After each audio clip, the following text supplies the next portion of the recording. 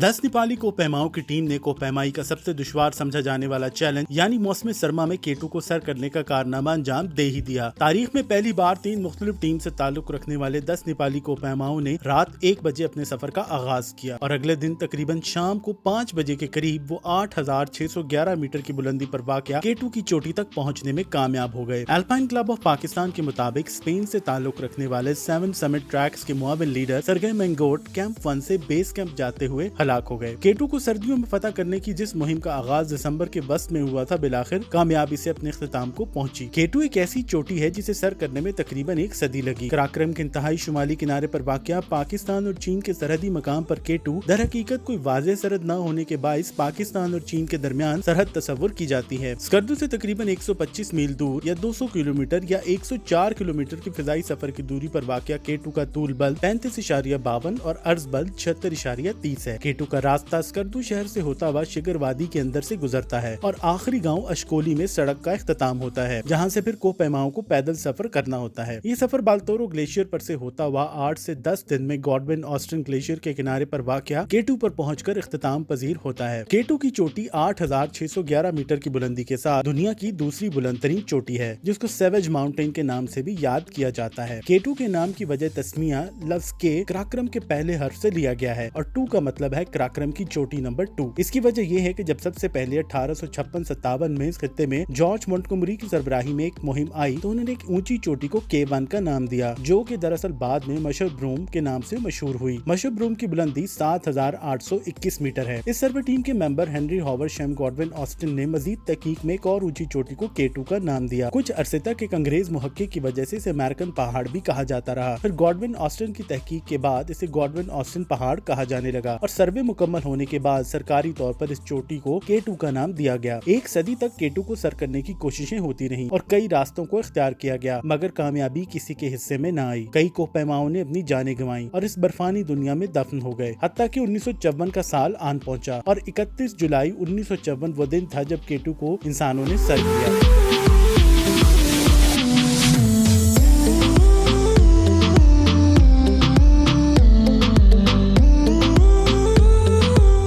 सर्द मौसम में K2 को सर करने के लिए मजीद 6 दहाइयों का इंतजार करना पड़ा। 2014 तक के आदाद शुमार के मुताबिक तकरीबन 345 कोपैमा K2 को सर कर चुके हैं, जिनमें 18 खवातीन भी शामिल हैं और तकरीबन 86 कोपैमा इस मुहिम के दौरान अपनी जान से हाथ धो बैठे। K2 को सर करने वाले हर 4 में से 1 कोपैमा वापस उतरते हुए जान से हाथ धो चुके हैं, जो कि किसी भी पहाड़ पर सबसे ज्यादा जान गंवाने का रिकॉर्ड है। सर्दियों में K2 को फतह करने की पहली कोशिश 1986 में की गई थी, जिसके बाद तकरीबन हर साल ही ये कोशिश होती रही, जिसमें कई मुहिम अपनी जिंदगी की बाजी हारते रहे। K2 पर दर्जा हरारत -50 से भी नीचे गिर सकता है। इंतहाई सर्द तेज हवाएं 200 किलोमीटर फी घंटा की रफ्तार से चलती हैं। सर्दियों में की जाने वाली कोशिशों में कोई भी मुहिम जो 7,000 मीटर की बुलंदी को पार नहीं कर सका था। This year I was here to climb K2 in winter. K2 is the only mountain in the world that had remained unclimbed in winter. Me and my team together, we managed to make the impossible possible.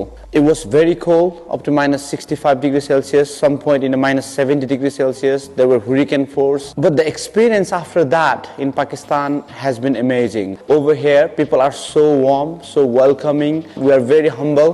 We are very glad how the people of Gilgit-Baltistan and also here in Islamabad, we met the president, we met chief of the military, we met tourism minister. Once again, thank you so much Pakistan. Your country is so beautiful. You have hundreds and hundreds of 7,000 meter peaks. So many peaks are untouched. There are so much out here in Pakistan.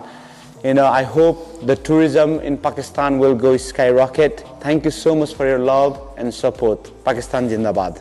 मेरा नाम मिंगमा जी है। मैं पाकिस्तान का northern area में बहुत बार गया हूँ। उधर बहुत खूबसूरत सा पहाड़ है, खूबसूरत आदमी है और उन लोगों का दिल बहुत खूबसूरत है। पाकिस्तान नेपाल दोस्ती जिंदाबाद। मेरा नाम ग्यालजन शेरपा है। मैं पाकिस्तान में अभी 6 बार आया हूँ। इधर सब लोग अच्छे हैं। इसीलिए अभी मेरा इधर अपना घर के जैसे फील हो रहा है, अपना गांव जैसे फील हो रहा है। पाकिस्तान लोगों ने, पाकिस्तानी आर्मी ने जितना हमको प्यार दिया है वो मैं हमेशा याद रखता हूँ। पाकिस्तान जिंदाबाद। I'm Adriana from the UK and I'm here with the Nepalese team who just summited K2.